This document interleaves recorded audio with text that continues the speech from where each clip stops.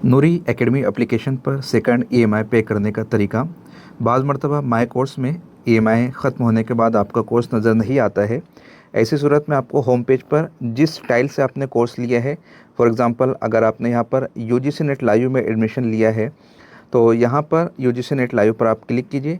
Click करने के बाद जिस कोर्स में आपने एडमिशन लिया है, फॉर एग्ज़ाम्पल इस कैंडिडेट ने कॉम्बो कोर्स में एडमिशन लिया है, मैं इस पर क्लिक करता हूँ।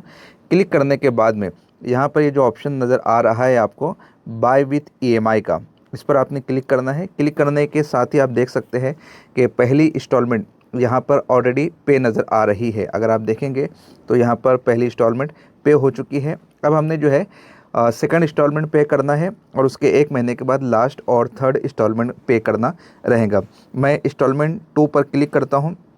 क्लिक करते ही वो सिलेक्ट हो जाता है। उसके बाद बाय नाउ पर क्लिक करना है। फिर 2 तरीके का ऑप्शन, पे ऑनलाइन का ऑप्शन भी आता है और क्यूआर पेमेंट का ऑप्शन भी आता है। अगर आप क्यूआर यहाँ पर इनेबल करते हैं तो आप किसी के भी मोबाइल से स्कैन करके यहाँ पर फ़ी को पे कर सकते हैं।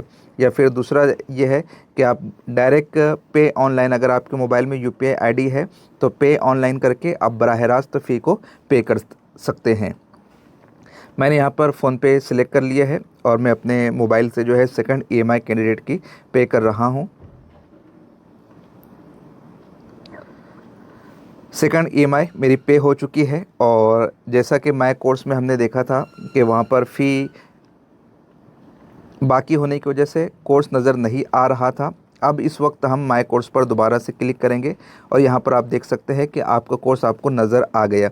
इसी के साथ में ये जो 3 लाइंस है, अगर इस पर आप क्लिक करेंगे, परचेसेस में आप जाएंगे तो यहाँ पर भी आपको आपका कोर्स नज़र आ जाएगा, आपका इनवाइस नज़र आ जाएगा और माय कोर्स में भी आप क्लिक करेंगे तो इस तरीके से आपको कोर्स नज़र आ जाएगा।